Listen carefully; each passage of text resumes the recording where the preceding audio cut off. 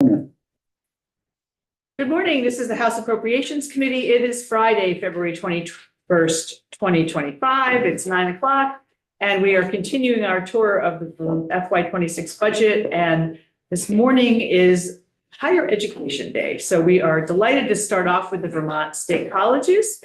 I don't think you've been in with this committee yet, so we will go around and introduce ourselves once Dave gets settled, and then we'll ask you to introduce yourselves, and we all have copies of your program, and great to share screen. And then we'll take it away from there. Good morning. I'm Dave Iacoboni from Morrisville, and I represent the Lamoille, Washington district. Welcome. Good morning and welcome. John Kosenska from Burke. I represent the Essex Caledonians. Hi, Mike Nigro. I represent Bennington and Powell. Tom Stevens from Waterbury, representing the Washington Chittenden district. Jim, do you want to introduce yourself? Yes, I just have to unmute. That's all. Oh. Sorry. Good morning. Jim Harrison, Chittenden, Mendon, Killington, and Pittsfield. Welcome. Robin Shy from Middlebury. Tiff Wilney from Burlington. And this is Trevor Squirrel, Jericho and Underhill. Wayne Rush, Highgate, Franklin, Berkshire, and Litchfield. Hi, I'm Mike Merwicki and I represent the Wyndham 4 district at Putney and Douglas. Lynn Dickinson, I represent St. Albans Town. And Lynn, just for the public. And for the public, I am the chair of the Board of Trustees as a legislative trustee. I've served there for about 13 years. Great. 13 years you've been on that board? Oh my goodness, I hadn't realized it was so long. For you. All right, introduce yourselves and take it away, please. Thank you very much. For the record, I am Beth Mauk. I am the Chancellor of the Vermont State Colleges System. It has been indeed my honor to be that for the last year now. I have with me today Sharon Scott, who is our Chief Financial and Operating Officer. Because we know many in this committee are new to this committee, what we thought we would do is have me just provide a little bit of a background for you, and then Sharon will follow up with our budget request. I want to thank you, Chair Shy, for having us in today, and with my Middlebury connection also. I was telling everybody I live in Cornwall, and also Representative Dickinson, who has really been a true help and guide to us on the Vermont State Colleges system since I've been here, and I know before. And thank you, Representative Kosenska, for your guidance as we've worked on this budget through the process. Thank you for being our shepherd. So what I would like to do first is just talk about the Vermont State Colleges system and what we are, just for everybody's information. So the Vermont State Colleges system is comprised of two institutions, the Community College of Vermont and Vermont State University. The Community College of Vermont is led by President Joyce Judy, who has been with the system for over 40 years now. And by the president of Vermont State University is David Berg, who has been with us for a little bit more than a year. However, he also was a longtime person at the Johnson campus. So we have really had some great leadership there. Our campuses are throughout the entire state and our centers. So we have 5 campuses in Johnson, Linden, Castleton, Randolph, and Williston, and centers on CCV for anywhere from Springfield to Montpelier up to St. Albans and everywhere in between. We have about 850 employees who live and work in the rural communities that do make up Vermont, and we're very proud of that. You may ask, what is a chancellor and why do we need one? You can think of the chancellor's position as the CEO of a large corporation that has many divisions, in our case, 2 institutions. And really, my goal is to ensure that we are achieving our shared goals, but respecting and recognizing the unique missions of these institutions. Without a chancellor, we would lose our ability to coordinate strategy, streamline services, speak with one voice, and really to move us forward to ensure that we are meeting the mission of the system. How have we helped Vermont, you may ask? We have in the past couple of years, as an example, really looked at how we can increase the number of nurses in the state. And I'm very proud today to tell you that as of last year, we had about 415 nursing graduates. About 90% of those are from Vermont and will stay in Vermont. And we have continued to create those programs to ensure that the healthcare needs of this state are met. And also, as another example, during the flooding of the past 2 summers, we have deployed our Small Business Institute to really look at how they can help small businesses who are impacted by flooding. But frankly, without all of you and your continued support of us, none of this would be possible. And I really do want to say thank you, especially to this committee, for all of the help and guidance that you have given us through the years. So to me, in this position, really having a strong tie to the mission of the institution is very important.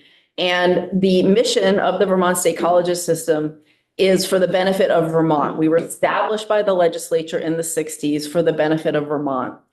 And really what I've done over this past year is look at what does that mean to be for the benefit of Vermont?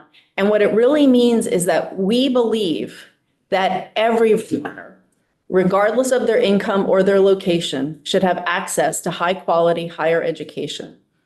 And what we know is that we've got to continue to develop, especially workforce needs, to meet the needs and help to grow the economy of the state, all the while ensuring that we are there for Vermonters at every age so that they can have today's opportunities. So fundamentally, that is what we are here for.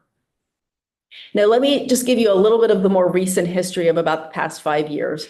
It really was not that long ago that we found ourselves in dire financial straits. We only had about 8 days of cash on hand. And that really was the wake-up call that said to us that we were not going to be able to continue business as usual, that there were real structural challenges that we had to really look at. This body called forth the Select Committee for the Future of Public Higher Education. And that has been our North Star ever since. We have really looked to ensure that we are reducing our structural deficit, that we are meeting the needs of Vermont, and that we are looking to ensure that we are helping the students of the future find those dreams for themselves to really help the state. I'm excited to be here today because we are turning a corner, and Sharon will talk a little bit more about that, but your investment in us is really paying off. And we have some very tangible examples for you. And we also have a tangible way to talk to you about how it is we will continue to navigate this transformation process. As I mentioned, I'm really personally excited. I've now been here a little bit more than a year. As I mentioned, my family moved to Cornwall. We have been enamored by the state of Vermont and just really enjoy it. And I am really just so proud to be the chancellor of this system and to serve the students and the faculty and the staff of the Vermont State Colleges system. So how is that state investment driving change? The first thing I'd like to talk a little bit more about is who our students are, because I think when we think college students, we all sort of have a picture in mind. We may be thinking of our own experiences. What we know today is that the average age of a student is 27 who is part-time around the country. And in Vermont, that number it proves out as well. We also know that most students, even here in Vermont in our system, are part-time.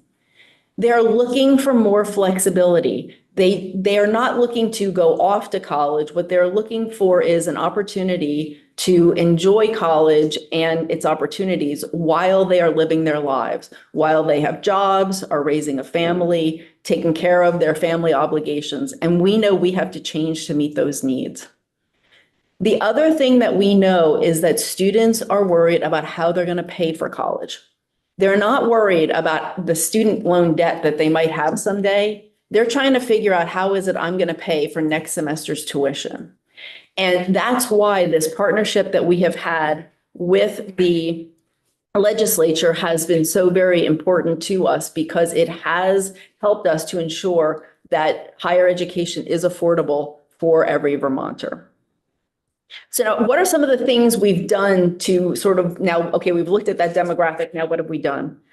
One of the things we've done is we've been able to leverage the fact that we are a system so that any of our students can take a class online, hybrid, or in any one of our locations, and they don't have to worry about which institution they are affiliated with.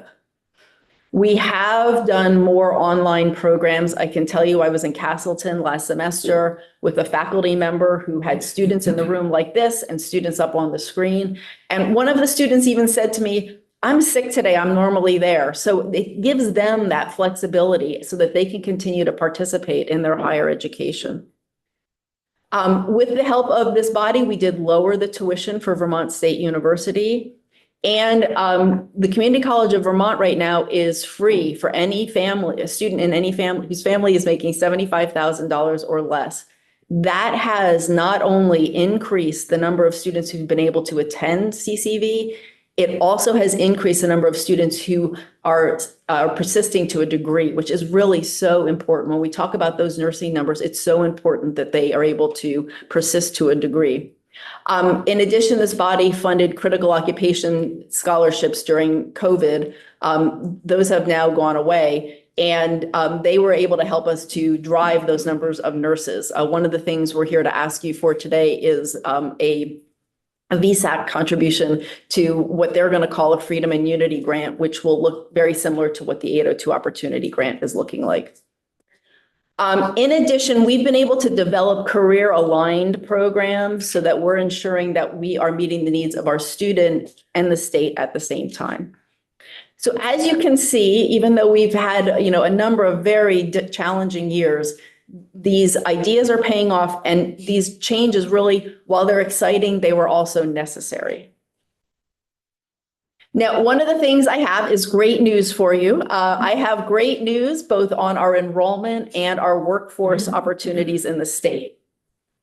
So last year, the 2023-2024 academic year, we had 2,000 graduates. There were 10,000 degree-seeking students and another 7,000 students who were working in workforce programs. We have 80% of our students are Vermonters. And to talk just about Vermont State University, this year for the fall of 2024, they saw a 14% increase in new students. So again, the investments you've made, this notion of coming to Vermont is really paying off. We're also seeing very strong enrollment numbers for the fall of 2025. Now, remember, I was talking about the nurses just a little bit earlier. There were 415 graduates.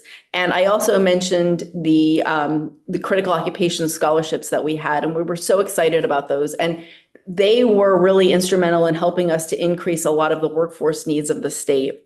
And let me just take you back to the select committee again. The select committee, as I said, has been really our guide for how we have worked with things.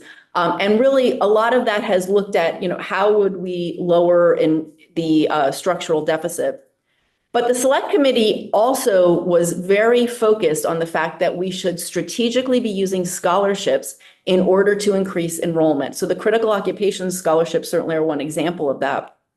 But in addition, as I mentioned, the Freedom and Unity scholarship opportunities that have been proposed by VSAC would be so important because they would have this same anyone can go to VTSU as long as they're for free, as long as their family was making less than a certain amount in tuition. And that messaging of being both affordable and easy to understand, I think, is the key to our future. So once again, let me just remind you that we were put here for the benefit of Vermont. And I'd just like to talk about my vision for the future. We're calling it VSC Vision 2030, which is really driving innovation and access. As I mentioned, I strongly believe that we have to ensure that any Vermonter should have access to high quality higher education. So what will this mean? It will mean continued online growth. And what I mean by that is, CCV already has a number of programs, that most of their programs that are online. What we have to ensure is that they now also have a way, those students that are CCV, to transfer to VTSU with online programs. And we have been working on that this year. We know we need to have more pathways for students from CCV to VTSU. If students are older and if they are trying to fit higher ed in their life, what that means is that they will come in and out of the system that is higher ed, and they will, maybe get a certificate, then work up to an associate's degree. And we want to make sure that we are there for them for every age. We know that we need to expand, opportunities for students, experiential opportunities for students that are paid for them, so that they have this opportunity to have real world experience while they're still earning money. And then finally, it will mean a housing transformation. You may be wondering, why is the chancellor talking about a housing transformation? Traditionally, we think of students in residence halls, and that is, certainly appropriate. But thinking about some of these other students who do want to participate in the life of an institution, but have a family and frankly want to live somewhere 12 months out of the year, for us to start to be looking at this housing transformation and looking at ways that we can invest in apartment style housing, I think is a key component to us really meeting the needs of our students today. So finally, what does all of this mean? It means that our future will not look like our past, but it also means that our future is really bright. And I'm very excited to be here to help guide us through this. So thank you. And I will pass it on to Sharon unless anybody has questions for me. Andy, I know we've come a long way. It's been very exciting to see the change. Wayne, go ahead. Do you,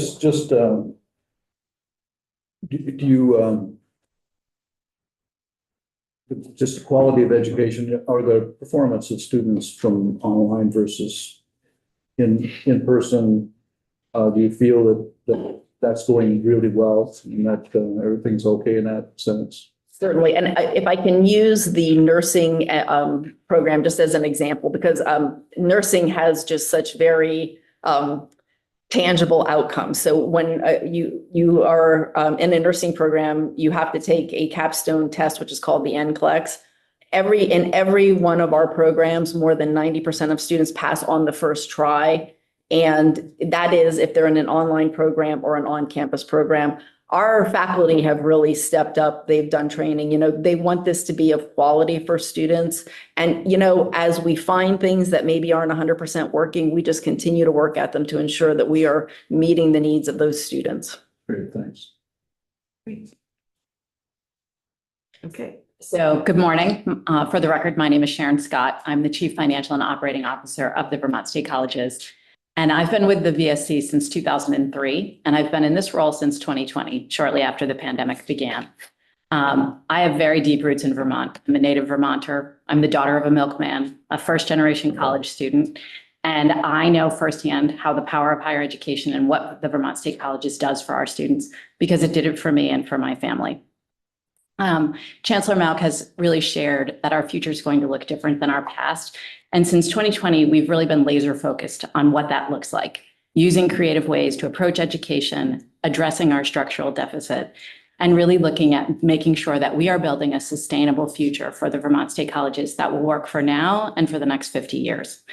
Under the leadership of the House and Senate, of which this committee was a huge part, we really forged a new path. And that path started with the Select Committee on the Future of Public Higher Education. And as Chancellor Malk noted, we really have used that as our North Star.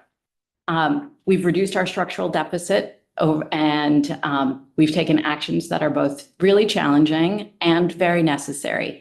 And the legislature agreed in exchange for an increase in our base appropriation and to provide the bridge funding that was necessary in order to be able to allow us to operate while we became more structurally sound. I'm incredibly proud of what we've been able to accomplish in this time. And we've really lowered our expenses. We've built up our reserves so we can weather a rainy day. And we're developing a bright future. You've been an incredible supporter and partner throughout this process. And while we aren't out of the woods yet, for the first time, I'm able to come to you and say, I can see the edge of the woods. That's something that I have not been able to say in the last 4.5 years. And I'm incredibly proud of what we've been able to do it, but we would quite literally would not have been able to do it without you. It is truly remarkable what you have been able to do for us, and we are very grateful. In FY 2020, just as a little bit of background, the VSC received $30.5 million in our base appropriation, and this was equivalent to about 17% of our total revenues. As of our most recently completed fiscal year, FY24, we received $50.9 million, and that's equivalent to about 26% of our total revenue. The increase was an essential building block to our ability to be able to become more sustainable. We use these funds to support the community college and Vermont State University's ongoing operations, as well as to provide direct support to Vermont's Manufacturing Extension Center. Without these funds, the institutions would not be able to offer the statewide education that they offer today, especially in our rural communities where it is so incredibly vital that we provide this educational link. The vast majority of our expenses really go to our people. In FY 2020, 63% of all expenses were related to our people. As of our most recently completed year, that's 57%. Now, why did it go down? Well, because we had to address our structural issues. We consolidated several institutions and we consolidated the leadership of those organizations. Quite literally, we reduced the amount that we're spending on personnel by $11 million. And that's including the contractually negotiated wage and benefit increases that we were obligated to address over the last several years. This work hasn't been easy, but it has been very worth it. And we're proud of what our faculty and staff have been able to accomplish. And every day they make us stronger and better. And we really appreciate that they're there for us. Our budget request has three parts: the base, one-time funds, and support for allied health programs. Beginning first with the base, we're requesting a 3% inflationary increase and to both allied health and the base funds. And that's consistent with what the governor has recommended. Additionally, during the last legislative session, Act 113 decreased the system's required structural deficit from $25 million over 5 years to $22 million over 5 years. And recognizing the difficulty of making this type of an adjustment without additional state support, the legislature increased the VSC's base by $1.5 million over and above the normal inflationary increase as an initial adjustment to address the $3 million change in structural deficit. To finalize this change, we are requesting an additional $1.5 million to be added to the base beginning in FY26. The additional $1.5 million is necessary to allow us to align with the $22 million structural deficit reduction that was identified and codified into law in Act 113 last year. So just, so this is to add to the base as opposed to being one-time money. That is correct. So Phil, if you'd go to the next slide. So you'll see this is all under base appropriation. So the $1.5 million that was added last year was added to the base and is included in the FY25 amount this year. So we're asking for the same thing to happen this year for an additional 1.5. Yeah, Lynn, go ahead. Yeah, my understanding is it was supposed to be, this was done in the Senate, but it was supposed to be 1.5 million one year, 1.5 million the following year. So that was what was done last year by the Senate. Right. But the governor didn't put it in as recommend for this year, although that was part of the increase to the base. Instead of the 5 million, it was going to go down to 3 million, but it was going to be spread over 2 years because it was the 5 years over 5 million over 5 years. Okay, so did they do it as one time last year in the Senate? No, it was in the They base. put it in the base? Yeah, and there was supposed to be a second one in the base this year. Okay, That would then make it 3 million instead of 5 million. okay, You know, it sort of stretched it out a little bit. Right.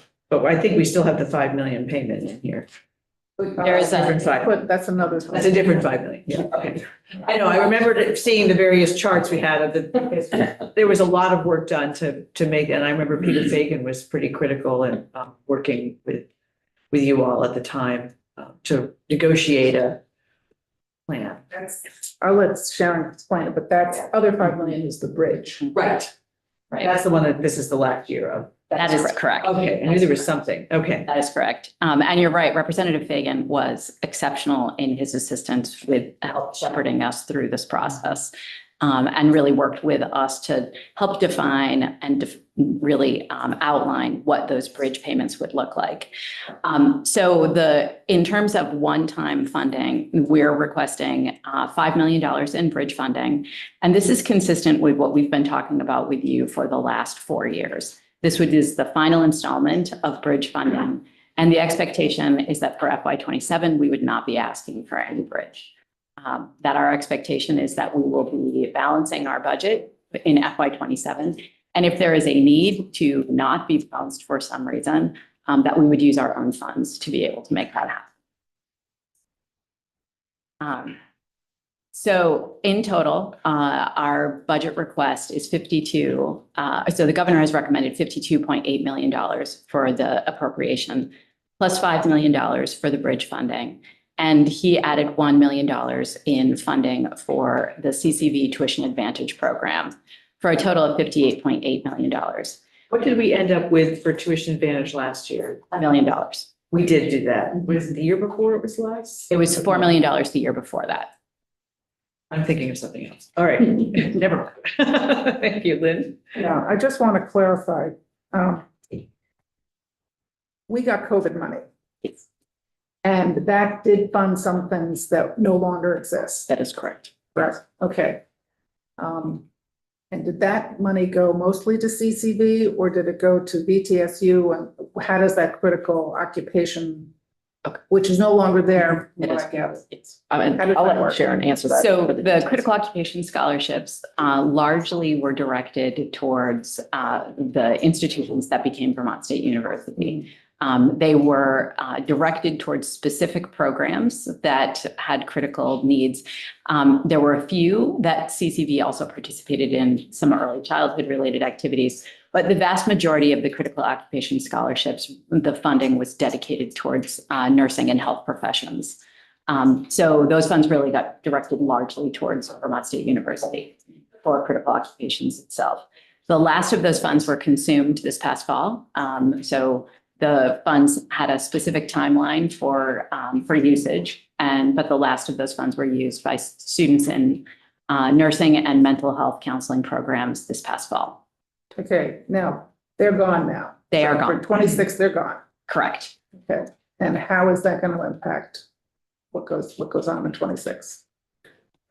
So from an enrollment perspective, as Chancellor Malkus noted, the scholarships themselves were helpful to get students into seats because, as she points out, students are not necessarily concerned as much about what's my loan payment. How am I going to make the actual payment right now? How am I going to live today? The critical occupation scholarships, because they were last dollar free tuition, allowed students to be able to enroll, knowing that the full cost of their program through a combination of federal, state aid, and the critical occupation scholarship would allow them to be able to do that. And if they had a part-time job, that part-time job could go towards living expenses, et cetera.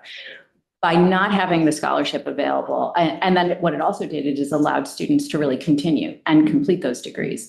We saw an uptick in students making it all the way to the finish line. If you have a student who starts in a nursing program and doesn't finish, that doesn't help you with your critical occupations. What we saw was a pretty large increase in the amount of students who were able to complete.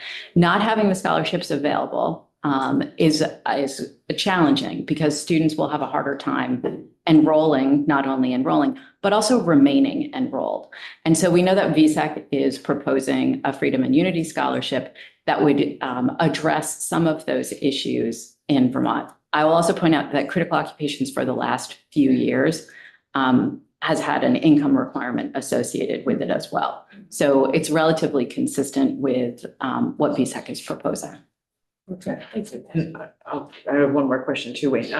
Back to the tuition advantage, was that fully utilized last year? Yes. Okay, thanks, Wayne. Yeah, my question is, you said earlier that at the worst, you get down to 8 days of cash on hand.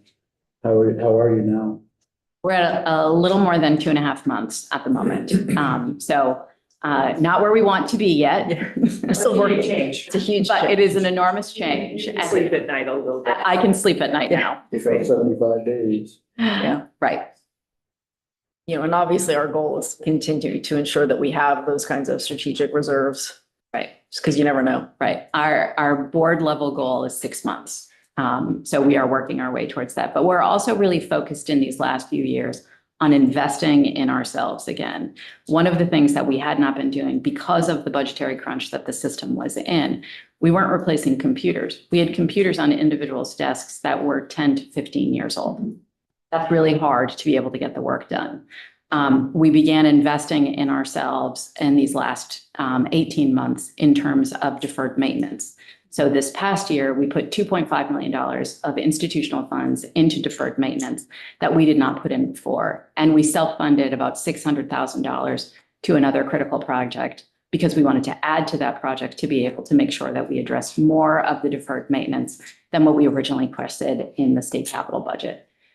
So these are things that we're pointing to ourselves as saying, we, in order to be sustainable, need to be focused on making sure that we are using our own funds to help invest in ourselves as we move forward.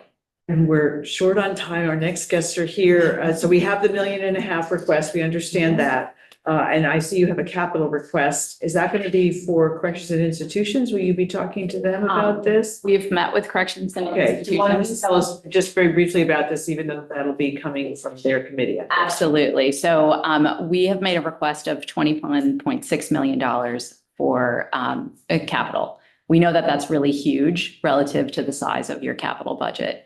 But in terms of the needs of the system, our major maintenance needs related to deferred maintenance, emergencies, the activities associated with making sure that our students are safe and warm and that our building infrastructure is sound are high. So 3 projects. One is to replace the heating plant at Johnson for an estimated cost of $8 million.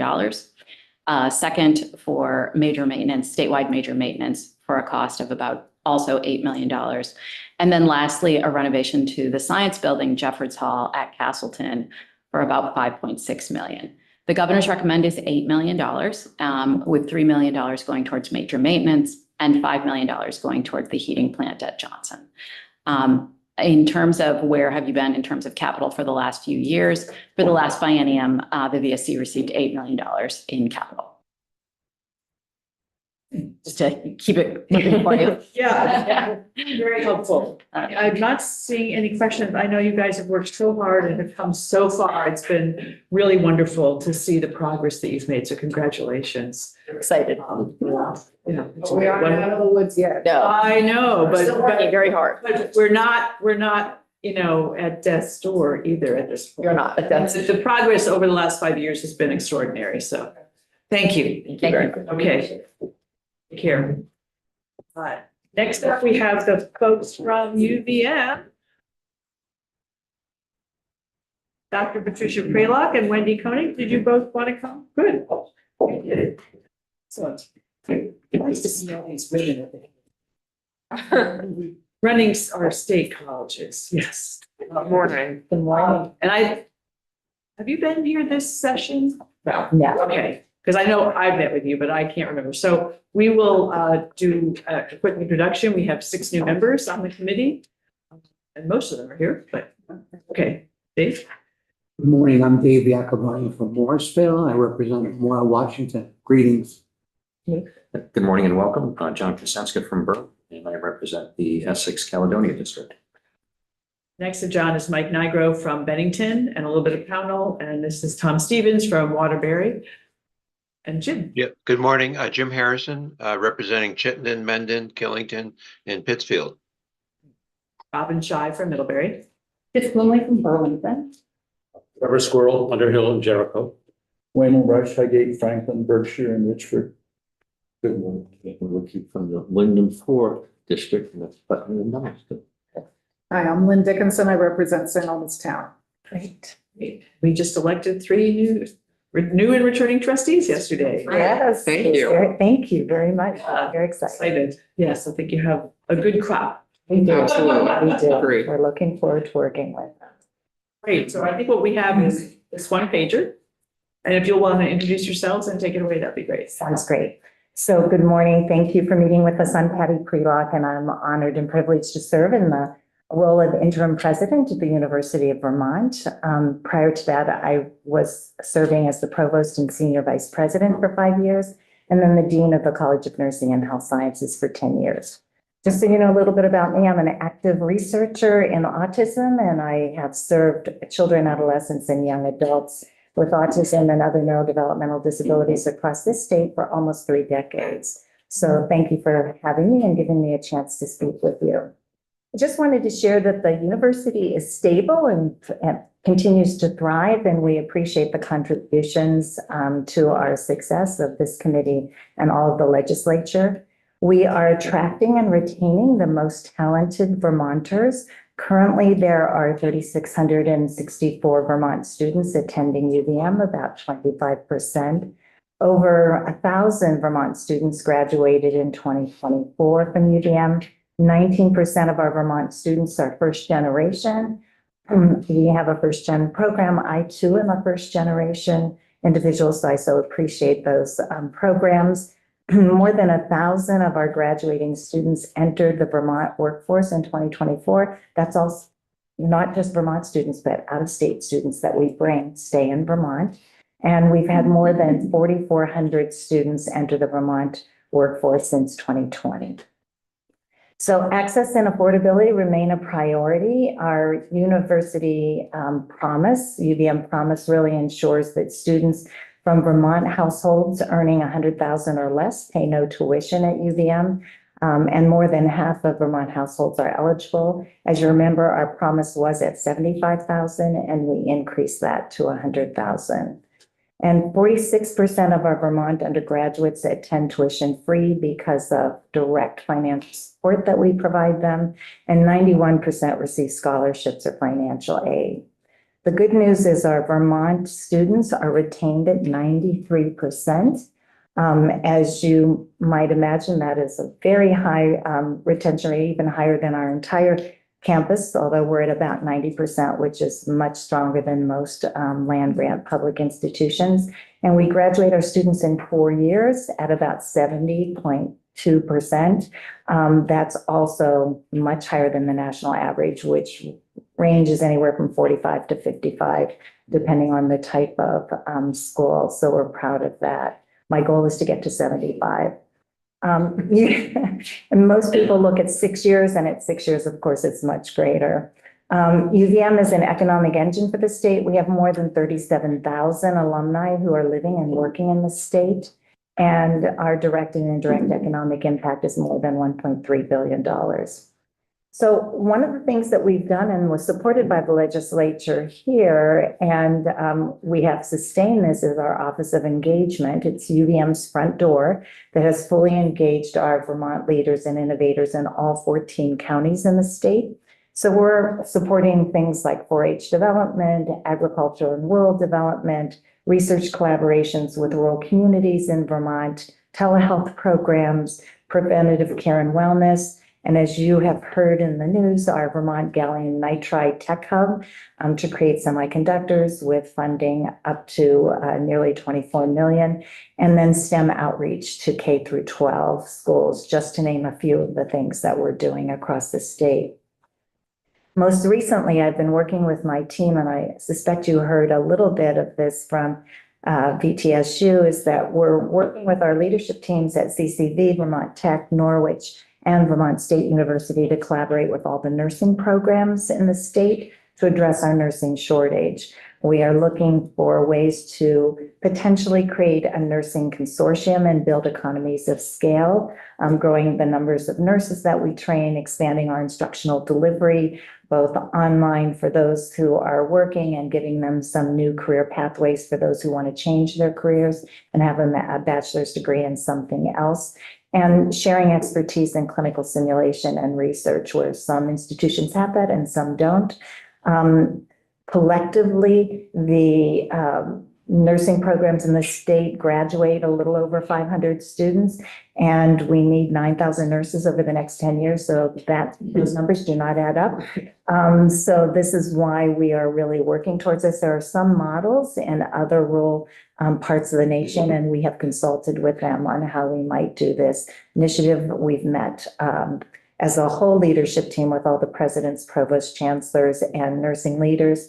And now the nursing leaders are meeting together to see if we can do a better job in admissions criteria, sharing our simulation, looking at curriculum so that we can advance and increase our nurses. I do want to share with you a new initiative that we're moving forward on, and I'm collaborating with the Vermont Public Health Association, the Vermont Prosperity Project, the UVM Health Network, and the UVM Medical Center, and that is our planetary health initiative. It aligns well with the legislature's list in the last biennium as priorities of climate changes, healthcare, childcare, and housing. This university-wide initiative is helping people lead healthier lives. It's an initiative that motivates really careful stewardship of the nature, and it's an initiative that distinguishes us from other institutions. Our focus is really to integrate and advance research. So we're looking at what can we do in the environment that keeps the environment healthy, and what can we do in our own health that keeps our health, us healthy, and how does the environment help us keep healthy, and how do we stay healthy and improve the health of the environment? And I'll give you some examples of how that is working. Our focus, as I said, is research, educational programs, policy support, clinical practice, and community outreach at a local, state, and global level.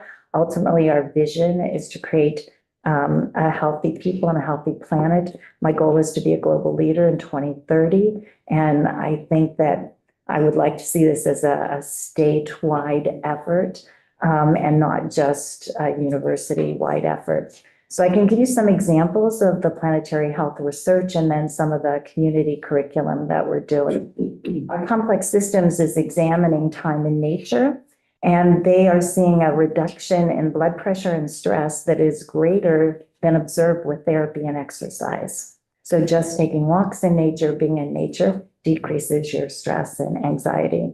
The Larner College of Medicine is examining the impact of forest fires on childhood asthma, as well as the impact on flooding and access to health care. And we have years of data in the VCHIP program that we're using to look at our children's health.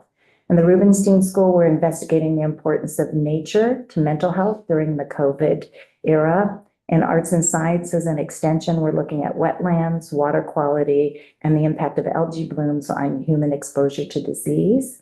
In agriculture and life sciences, we are examining the impact of climate change on malnutrition. And at the Gund Institute, we're focused on examining the value of forests on children's health at a global level, knowing that forests provide increased food security and nutrition, increased well-being, and edible products that we should be eating, like fruits, leaves, seeds, mushrooms, honey. From a curricular perspective, here's some new things that we're doing in our service learning space. And this is where students take courses and then they are assigned to a community activity so they can demonstrate their learning. We have a collaborative online international learning course exchange with our sister province in Tottori, Japan, and this looks at sustainability and food systems with Japanese students and UVM students.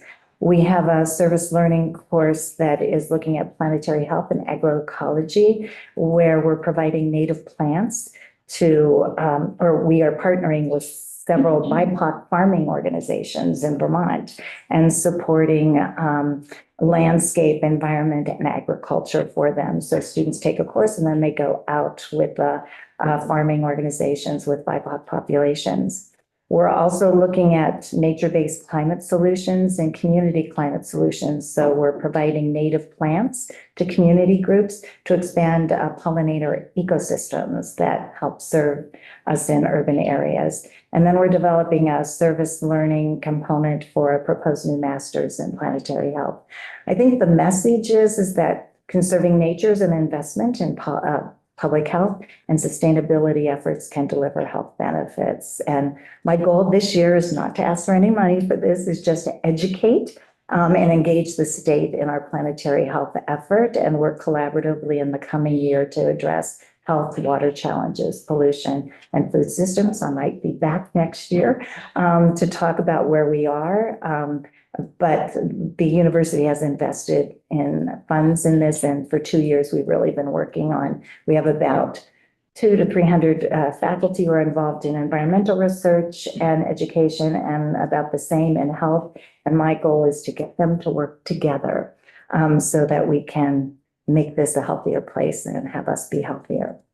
So to conclude, just our financial asks for this year, your previous support has really allowed us to directly invest in Vermont student scholarships, agriculture and extension, and of course, our College of Medicine. This year, we have 3 primary asks, 2 of which are in the governor's budget. The first is the 3% increase to the base funding that, as I said, is in Governor Scott's budget. And it really just allows us to continue to invest in Vermont students and in the state of Vermont related to agriculture, extension, and medicine. We're also asking for 2 one-time funds. $1 million is for the Tech Hub to be matched by Global Foundries to assist Vermont companies that really want to get started in this gallium nitride technologies and building semiconductors. And what we are going to help do is support the economic and workforce development so we can train people to work in Vermont businesses in this area. And then the last one is $5 million over 5 years. That would be $1 million a year for our Vermont Cancer Center. We're trying to address cancer disease facing our rural communities. And as you may know, Vermont has a higher cancer rate in the rural communities in the areas of melanoma, lung, and breast cancer. And they're doing research in those areas. We are working towards NCI designation, and that gives us an expectation of being in the top 5% of cancer centers. And it gives us more access to funding and support and foundation funding. So they always ask for, what is your state? What is your university doing? If we're going to be giving you dollars as well. Thank you so much. Wendy is here and is able to assist you at any time, but I am as well, and we're happy to answer any questions. Thank you. It's exciting to hear what you're all doing. Some of these requests sound familiar. So these 2 one-time are both outside of what the governor's recommended at this point. I think the governor recommended the Vermont Tech. The $1 million, That's but not the $5 million. And the $5 million has come before us in the past. Yes. Okay. So my question is, given what's going on in Washington, have you had some grants frozen? What's happening in your world? Yes, Yeah, good question. It's it's an excellent I'm asking question. everybody who comes. Yes, yes. So it's been an interesting time in the last month for us. We are doing modeling around what the impact would be for us if we would not have funds currently. As you know, we have about $266 million in research dollars from a variety of agencies and foundation, not just NIH, but NSF and everything else. Currently, we have had no specific grant frozen. What we have had is one subcontract out of the University of Texas, Austin, where we were doing subcontract work for them, and they told us to stop doing that work because they're having some anxiety about whether or not they're going to have the dollars to do that. But we have modeled what it would look like for us if the current FNA rate, and for those of you who may not know what that is, facilities and administration, there's a certain amount of dollars that are required to do research. Research always costs more than you get. Right. And so institutions, we probably, for every $1 million, the university pays $300,000 to make that work. But especially for our biomedical and basic science research, it's facilities, it's managing those research entities. And we're at about 53% for NIH grants, but our range of FNA, depending on grants, could be anywhere from 10 to 53%. We have a negotiated rate at 53. The recommendation is it goes down to 15%. If it went down to 15%, that would be a problem. For us, the loss, as we've done an analysis, it could be anywhere from $10 million to $51 million, depending on what funding agency it is, what we currently get from that funding agency, and the likelihood that there might be decrease research dollars as well, people not applying for research funding because there's no calls for those research pieces. So that is going to cause us to think about our hiring. Do we need to put a pause on it until we know? Right now, to answer your question, we haven't been frozen except with subcontract, but who knows? There's a TRO right now, a temporary restraining order to, exactly. yeah, so we'll just see what happens. And let me just clarify that when President Prelock says anywhere from 10 to 51 million, she means per year. Yeah. That's not a one-time. Yeah, that's per year. And it is, I know, our base budget, that's the challenge. Right. Okay. Wayne, do you have a question? And then Lynn. Just a comment. I mean, listen to all your environmental kinds of things you're talking about. I've been in the position to hire quite a few people from graduates from the University of Vermont. And philosophical things are wonderful, but the skill sets, the hard skill sets, statistical skills, and all the other things that come out, it had become, in my tenure, hiring people more difficult to get people that had the skill sets necessary to do the real things we need to do. And so I'm always concerned that universities or students will head more towards philosophical teaching rather than the hard sciences. Forests, you drive down the interstate in our forest, you look at those mountains on the side, you don't see hardly any cutting going on. You look right now, if you drive down, you can see right into those forests. You don't see multi-stage forests where you'd have all the things there. And so the philosophy of how do we manage our forests is going to be problematical, because if we have too much fuel buildup in the bottom of those forests, the forest fires you're worried about are really going to come. We only had 9 forest fires last year, but if we don't manage properly with the science, and it's all philosophical, or we want, old growth, only old growth, we don't manage for all the successional stages, we're going to be in trouble sooner or later. I might not live to see it, but somebody will. Yeah. Your point is well taken. There's a book that was written by, it's How to Love a Forest.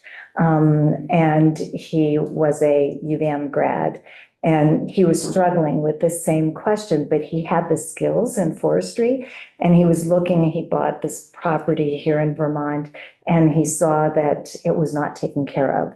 And so he was trying to manage his philosophical framework. Should I be touching this? But he realized the forest could not grow, or and it was at risk for fires if he didn't clean it in a way that he would reinvest in it.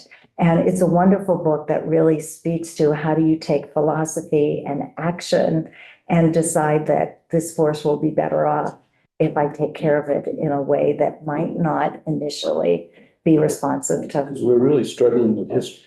Yeah. Because the historical practices, when almost 80% of our forests were gone, we had pastures at the top of the mountains. Yeah. And everything grew back at the same time. Yeah. Then that puts us in a hard place when it comes to how do you try to reform that so that it's a diverse and Right. a well-structured Yeah. system, right? I think, sometimes when people talk, and this is not my area, but I've been taught a lot by my environmentalists and the health people, it's how do we balance the biodiversity and really making sure that if we're going to clean up area, that we allow it to really grow so that the insects and the fruits and things that are part of it can manage. And I'm also very concerned about forest fires because it's impacting asthma, which is the 3rd highest chronic condition in Vermont, which you would think total clean air, Vermont is awesome. So I think we don't want this or this. It has to be, how do we work together? Excuse me for bringing it into a budget conversation. But No, it's totally, well, and it's totally relevant in terms of everything that's going on in the nation. And that's why I think if we make it a public health issue and realize how we can take care of our forests in a way that is meaningful and not, I'm just, not going to touch it because that's nature. And that's not really what we're talking about. Yeah. Yeah, thank you. It sort of addresses sort of a similar issue in terms of forestry. Trees are our carbon sink. and how we manage them. And, we're spending a lot of time and money and energy on emissions and how to go reduce this and blah, blah, blah. Point of it is we probably have more trees than we have people. I know. And it grows whether you wanted to or not. Yes. It just, if you don't take care of your fields, so we have a lot of trees. Are you doing any of that sort of stuff in this planetary? How that works and how it helps? Yes, and in fact, as you know, the university has more than 2,300 acres in the natural areas.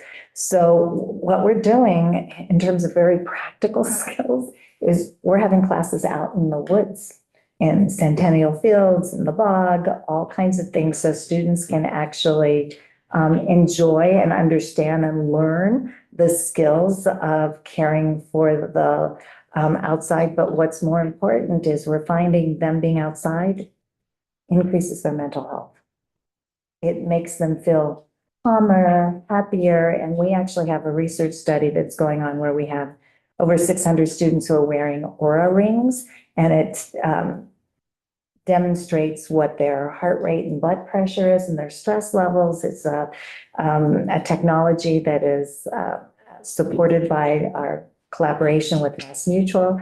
And we're looking at students who then go to therapy versus those who do regular exercise versus those who are out in nature. And that's the one thing we found is those who are just out in nature and exploring and appreciating the woods that we have and caring for those, their mental health is much better. Hey, Rebecca.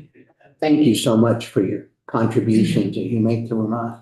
I'm just curious, could you speak to the size and use of your endowment?